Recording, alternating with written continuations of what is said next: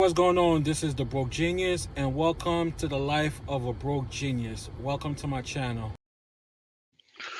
What's going on? I did this last night and basically it was no sound. So I gotta do this again. So let me just check to make sure this sound is working.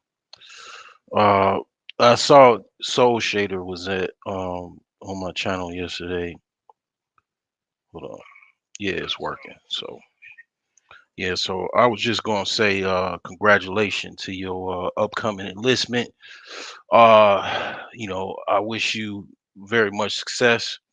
Didn't know you was going to join the military, but I'm in the shadows. I'll be uh watching people's channel and they don't even know I'm watching, but I saw that you said that you mentioned that you are gonna be signing up for the military. So much success to you. I you know, coming in, I know you should pretty much hit the ground running because you got a lot of insight, a lot of knowledge from us, people on YouTube. So you should be pretty much rising the ranks pretty fast. I see that possibly in your future. So I wish I would have known people like myself and others before I joined the military. I would have been a lot light speed years ahead of knowledge and wisdom and understanding compared to when I was in. So bravo to you. Hats off, and you know, hopefully you should have a very successful boot camp.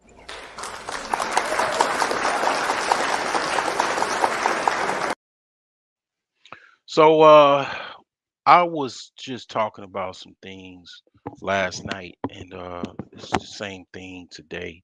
So it's just a redo, but basically, I'm still going through my house. I got my plumbing done. Only thing left is I got to get the gas service installed. I got an install date coming up, and then just got to do some furnace work and work on the ducting system. I already have a furnace, so just after I get that done, just gotta call my homie back up to finish some electrical work, and I'll be done with the mechanicals. Okay. Then just basically drywall, which most of it I could do myself, but I'm gonna pay for somebody to help me out, and then my carpenter that put the third bedroom in, he's gonna come and help me hopefully do the floors, and then I'm gonna put all tile throughout the bathroom. So, and then after I do all of that, drywall, flooring, bathroom work, I'm gonna work on the kitchen, and then ultimately uh, finish the basement. Well, not finish it, but just it's a lot of cement work that needs to be done in the basement. I got some people in mind for that, but if not, I'm gonna have my carpenter help me with the basement. So, yeah, I mean, I was saying last night, and I'll repeat it. What I'm doing is very unconventional. I don't expect people to do what I do, and that, the same thing I'm doing is actually not the same thing, but actually worse. But I mean, it's the hardest to do, I would say.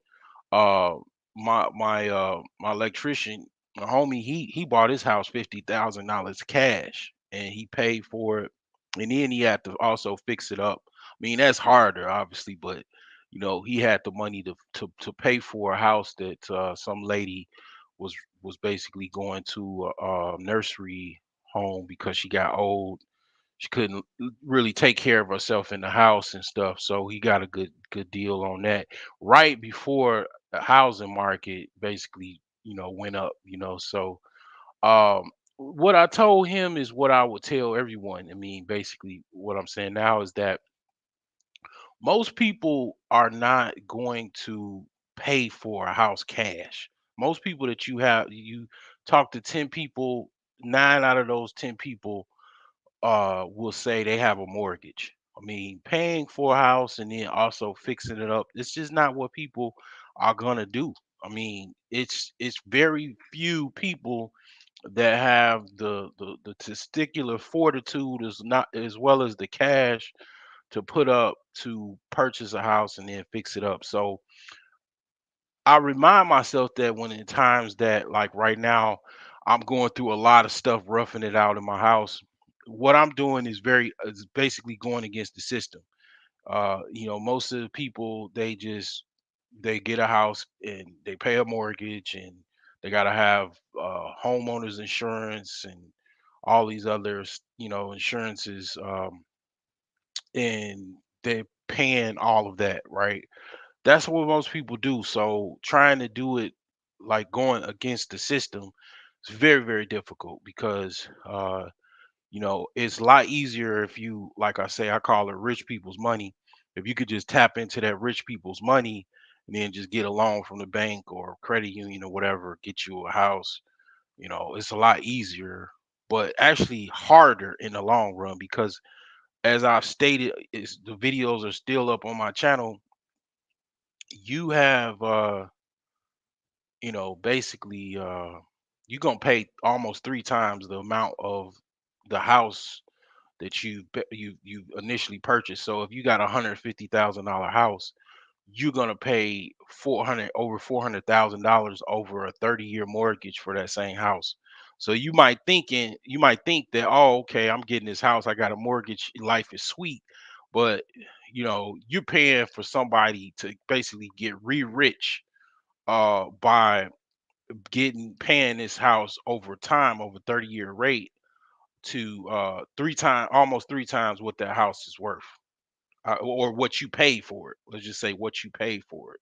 So like I say, you you do the math. You type in 30 years times your mortgage payment, and then you put in your interest rate too, and you'll find out how much you will ultimately pay for that house over a 30-year period. It's gonna scare you. Even if you take the interest out of it and you just put 30 years, and you basically divide uh those that 30-year period and each payment that you'll pay, you'll find out how much you will ultimately pay for that house. Uh, so but you definitely you have to put the interest rate in. Actually, you put the interest rate in. Will give you the formula of what you ultimately will pay. And I have that on my channel as far as when I talked about real estate, and basically, yeah, you might think that you got it smooth and you got it good, but you really gonna pay three times that much in a mortgage. And it's like a lot of times people don't understand math and they think they got it sweet, but ultimately they don't. But like I say, like I told my electrician, what we doing is most people ain't gonna do. Most people, they get a house, they get a mortgage, and that's it. That's what people actually even taught, that you get a house, you get a mortgage. Doing anything different is like basically most people just it's just not in their understanding. It's not in their mentality. So it's very difficult to be your own bank. Pay your own cash and everything to fix up your house or buy your house. It's going to be difficult. So I already understood that for the first 2 years it's going to be extremely difficult. Now, I'll have to say, in hindsight, and doing going through this process that I've been going through, it'll be the 2 year mark in June. It's been harder than what I anticipated, and you know, my deadline as far as how I thought it was going to be is it got dragged out longer than what I expected. I expected around this time that I would already be sitting on the couch and looking at the fireplace or my wood stove because I have a wood stove, and just enjoying myself with uh floors up, drywall up, bathroom done, kitchen done. But that is just not how it went. You know uh it's going a lot slower than what I imagined. But in the end result, I will not have a mortgage, and I'll just have my taxes that I have to pay. So hope to save more and then actually invest more as well. So the thing is that the first talking point that I was going to be talking about, that I was talking about on that hour long waste of time that I did last night, was boomers. I'm hearing a lot about boomers, boomers, boomers. And what I'm hearing is people are actually blaming boomers for their current problems. Okay, they're blaming boomers for, basically, they saying boomers are giving them have given them the short end of the stick. Okay, now here's the deal. Okay, primarily I don't hear white folks talking about this shit. I don't hear white folks talking about boomers were the problem and this shit. I'm hearing this from Negroes, unfortunately. The thing about it is, the reason why I think that they're doing this, it actually was the reason I wanted to do this last night. You know, when I was in my early 20s and late, I guess, teens, 18, 19, I used to hear a lot of people, and even including myself, I would blame my parents, right? My parents, my mom, my dad, my mom, all this other stuff, right? Well, that's not popular anymore, or actually being grown, being 30 and 40 years old, that's not popular anymore. Now you have to blame your parents' entire generation. If you're Generation X, obviously your parents are baby boomers.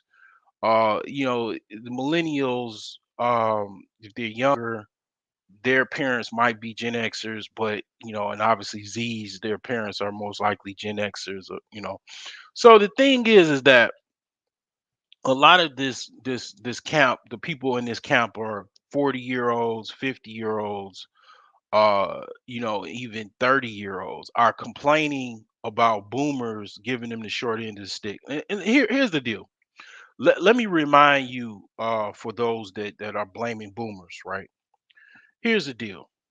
So go back decades ago. All of those days where you was at the club with the homies popping bottles, those Hennessy nights, those E&J nights, those nights where you was popping off and you went home and you pretty much tricked off, and all of those nights you pull up in the gas station and get rubbers to get off and to jump off and have a good night for that night because you wanted to, have some fun on the weekend. Just add up, just go back the decades and decades over and think about all of those experiences you had, all of the times where you got a car payment because you wanted to get a nice car and even house to impress some women, to impress your current girlfriend. uh, think about all of those expenses that you done spend money on, all of those trips to Miami, Las Vegas, wherever. Just think about all the decades of money that you just wasted on when you could have invested in something and you just didn't. All of the advice that your parents gave you, your grandparents gave you, add all of that up, and that's what you have today to show for yourself. And the boomers ain't have nothing to do with those decisions that you made. They didn't tell you to go spend, waste your money in the club. They didn't tell you to waste your money trying to impress females. They didn't tell you that. You chose to do that. You you chose to trick off for decades and then wake up and then talking about boomers are the ones that's holding us back. No, you are the one that holding you back. And it's like, at the end of the day, it really shows how slow and shallow some people are, that they literally are blaming an entire generation, because it's not popular to blame your parents anymore. It's very unpopular to be 40 years old. People will look at you sideways. But it's the same crowd that would blame their parents that are now, I see, blaming the generation that their parents are coming from. This is my opinion. This is my analysis of the situation or whatever. You know what I'm saying? Like, it's literally, that's what I think that is the case. Like, literally, uh these people are just basically blaming their parents' generation, because they really want to blame their parents, but they got to blame their parents' generation. It's just a critique that I believe is the case. And the thing about it is, I only hear black people complaining about this for the most part. I don't hear any white people talking about boomers are to blame. I mean, so the thing is that, in a nutshell, like I say, it just kind of shows uh just a lack of, basically, in the guise of self-improvement, just a lack of wanting to self-improve, and then collectively, on a collective level, to self-improve collectively, because black people, let's just face it, you know that goes into my next topic, which is the lack of black wealth. It's no collection of ideas, values, code of conduct, code of business. We don't have that. We have that in very small pockets, and it's like, basically, that shows and it matriculates into a lack of black wealth. And the thing about it is, when you look at those that are at the top of the wealth paradigm, which in this country per capita is Asians, what do they do versus what black people don't do, right? Black people, I mean, obviously spend a lot of money with Asians, gas stations, whether it be nail salons, beauty salons, dry cleaning, restaurants, right? They What the Asians do is, basically, they practice group economics, okay, and group business. They actually have formed business and trade back at their own country, whether it be India, whether it be Korea, whether it be Japan, China. They actually, that's what they do. They fly in and out of those countries to trade. And the same thing goes with white people. With They trade with Europeans in this country, right? What does black people do? Complain about black people that look just like you, a little different, in Africa, instead of like hopping on a plane and trading with them. You know, if you just look at other groups of people and what they do, it's very easy to cross comparison what they do versus what we don't do, and you see the matriculation of why it is no zero to no black wealth in America. And when you also look at it like this, what do you spend your money on as a black person, male, men and women? What do you spend? Who do you spend your money with? And when you got to a situation, just to basically, in a nutshell, how wealth is created is, person has a business, they hire employees, they need employees, and those employees, they use their money to ultimately save up to start a business.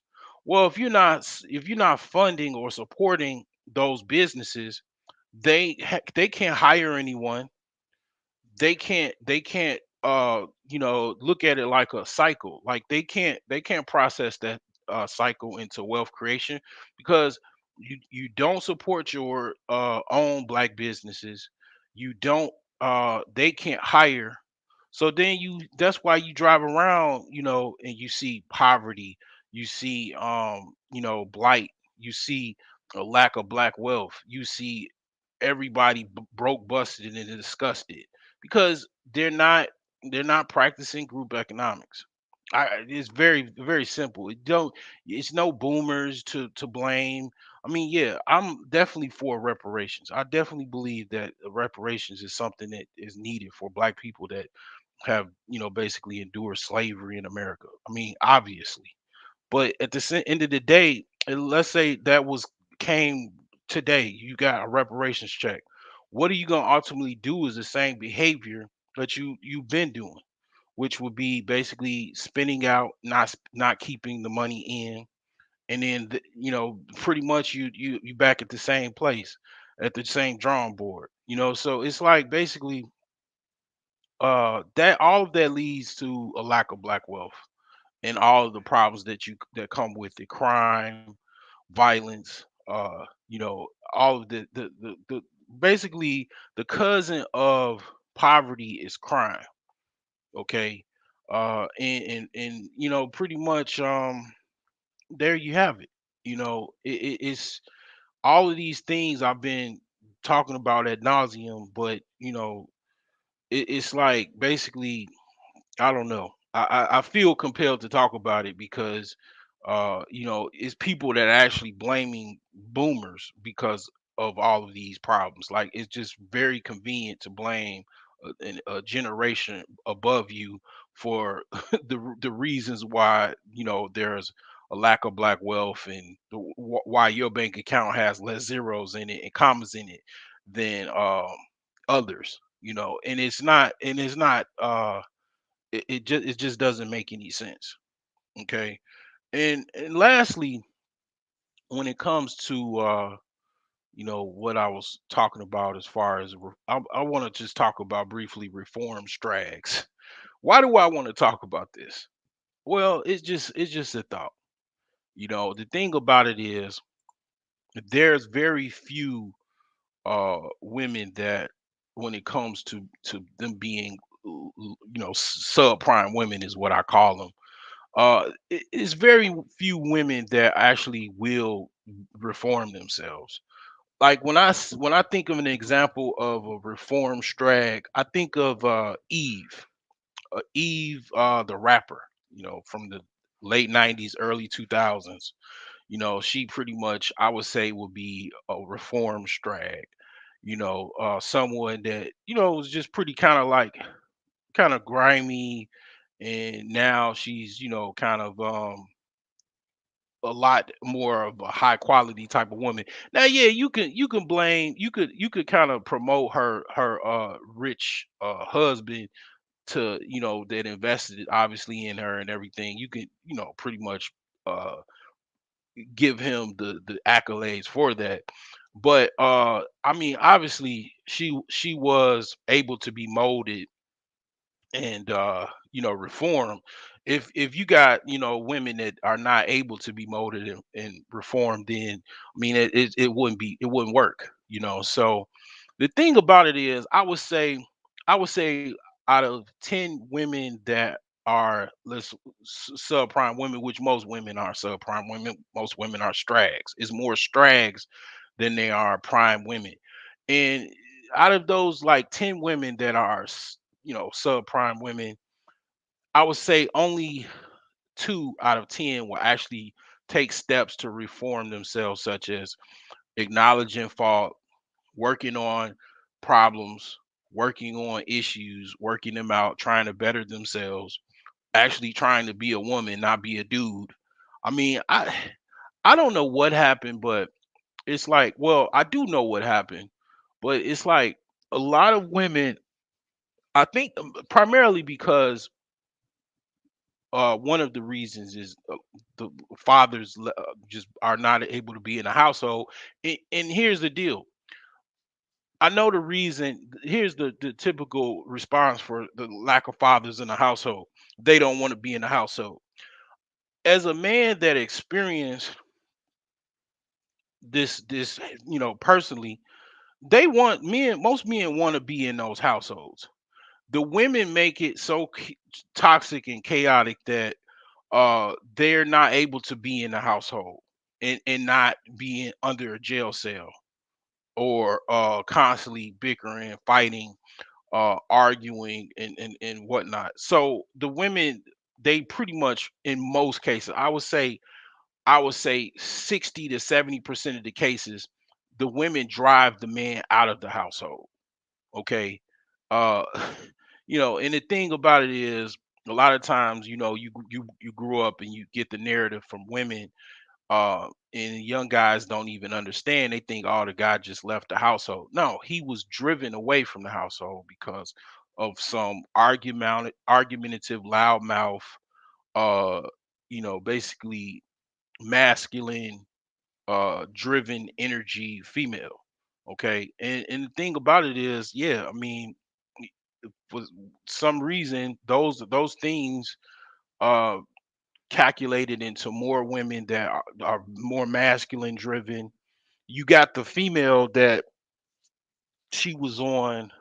It was I saw it first on World Star, where she basically admitted, it's no way I can really be the woman you want me to be. I have these children already. I'm so focused on them, so focused on working and trying to provide and trying to do everything for my children.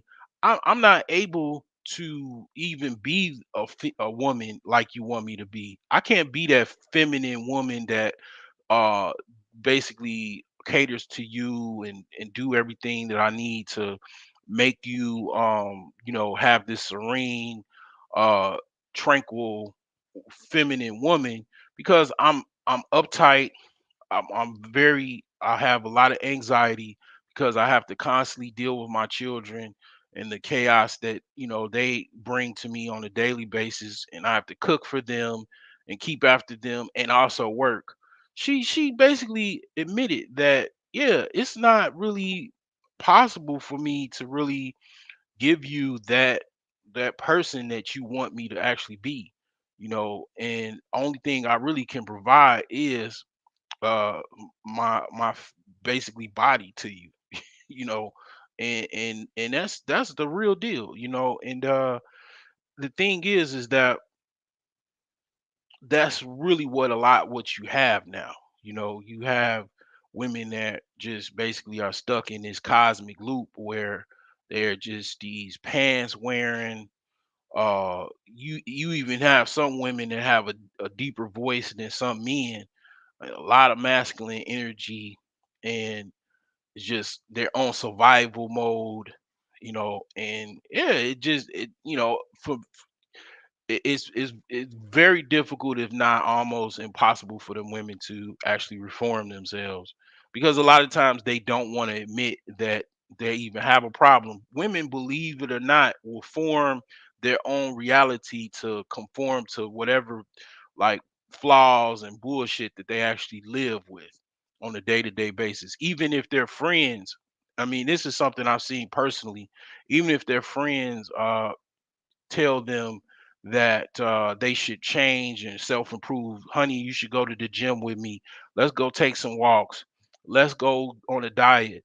Let's, basically abstain from actual sex. Let's go to church or whatever. Let's go take some yoga lessons. Let's stop spending money. If you tell, these are words that will cause a woman to lose friends with their friends. Like, they'll stop answering the phone for that particular female friend. They will, argue with that friend to the point where they, break up and go each other's separate ways. I mean, this is basically a lot of times what women do, what Straggs will do. They will basically just just basically take the woman that's trying to self-improve and help them out, and then just be around women that are more yes women, where they basically be like, yeah, girl, you deserve a drink. Yeah, yo, that weave looks so good. That wig looks so good. You don't, and the other friend, she like, well, your natural hair is beautiful.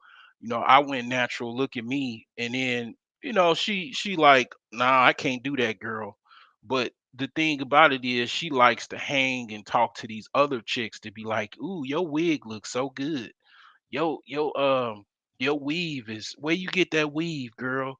Like, all of these other strags that are yes women to her, she'll literally make them her best. Oh, that's my BFF, because she basically co-signs your bullshit. All both of you guys, both of you girls, just basically co-sign each other's bullshit, and it literally this shit is infectious.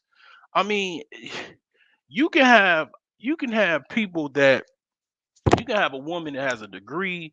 She could be like on her way, and she'll just get around other strags that basically want to be co-sign all of the strag behavior, having children with dudes, multiple baby daddies, no commitment, no marriage, just all of this bullshit that toxic behavior, arguing with men, cussing men out, fighting men, um, all of this type of behavior. She will just align herself with these women, and then they'll infect her with this behavior and rhetoric, and then next thing you know, it's like it doesn't even matter that she went to college. It doesn't even matter that she, you know, uh done all of these things in life. I've seen women that had degrees and everything go live in the projects. I mean, go live in Section 8 housing, because they got infected with all of these different, low class subprime strags. I mean, so the thing is that, you know, um, in the guise of self improvement and Kaizen talk, I mean, that it definitely is something to think about. It's really, really difficult, for women to reform themselves because, yeah, in a lot of ways, women don't have to really reform themselves. They can, do other avenues, OnlyFans, and uh, you know, all of this other, ways to get money and stuff like that. And they'll be delusion to think that, okay, this guy, I could all these guys want to have sex with me offline and online, but they don't, by the time they realize that 35, 40 plus, well, these men want to have sex with me, but none of them are proposing to me. None of the quality men want to actually marry me that I want. They just want to have sex with me. And then by that time, it's too late because you're 35. What are you conserving? What are you actually waiting for? What do you actually have to have somebody wait for? These are all of the questions that you ask. You got 48-year-old women talking about they waiting for somebody. They got a waiting period. You're gonna be in the graveyard, waiting. So it's just a lot of stuff. But anyway, this is it. I wanted to come on last night. Just I don't know what happened, but you know it is what it is. The shit's chess, it ain't checkers. Message.